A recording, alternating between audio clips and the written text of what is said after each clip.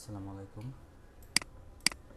Product e-commerce ওয়েবসাইটের জন্য product resizing খুবই প্রয়োজনীয়। আপনার প্রোডাক্টগুলো যদি সব এক সাইজের না হয় তাহলে আপনার ওখানে ডিসপ্লেতে এলোমেলো দেখাবে।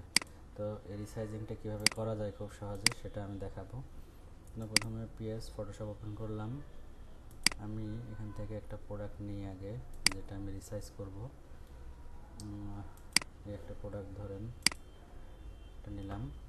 এখন আমি এটা রিসাইজ করতে চাচ্ছি 375 ওয়াইডে 375, হাইটেও 375 পিক্সেলে আছে। আমি এখানে পিক্সেল সিলেক্ট করলাম আর এদিকে এই মানটা দিলাম। ওকে, একটা এখানে নাম দিলে দেওয়া যায়, এটা যেহেতু চিনি গুঁড়া চাল আমি একটা নাম দিয়ে দিলাম। এই সাইজের ভেতরে আমরা রিসাইজ করব। তো আগে এখান থেকে আমি এটার ব্যাকগ্রাউন্ডটা রিমুভ করব। তো আগে আনলক করে নিই, ডাবল ক্লিক, ওকে। এখান থেকে এই টুলটা ম্যাজিক ইরেজার টুল, এই টুলটার মাধ্যমে ব্যাকগ্রাউন্ড রিমুভ করব।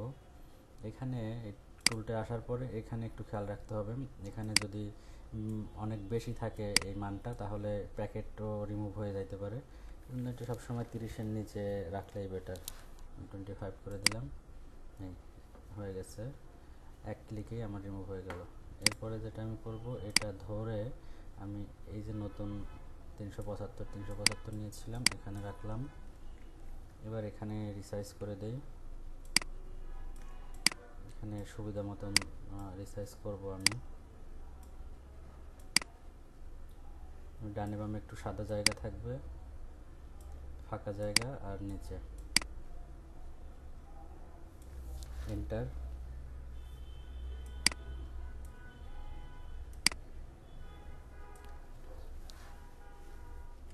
এটা আপনাদের সুবিধা মতন করে নেবেন। ওকে দিলাম। ওকে, এখন সেভ করার আগে যেটা আমি ব্যাকগ্রাউন্ডে যে সাদা লেয়ারটা আছে এখানে, এই লেয়ারটা আমি চাচ্ছি না, এটা জাস্ট চোখটা বন্ধ করে দিতে পারে, আর ডিলিটও করে দেওয়া যায়। আমি এখান থেকে জাস্ট আইটা অফ করে দিলাম।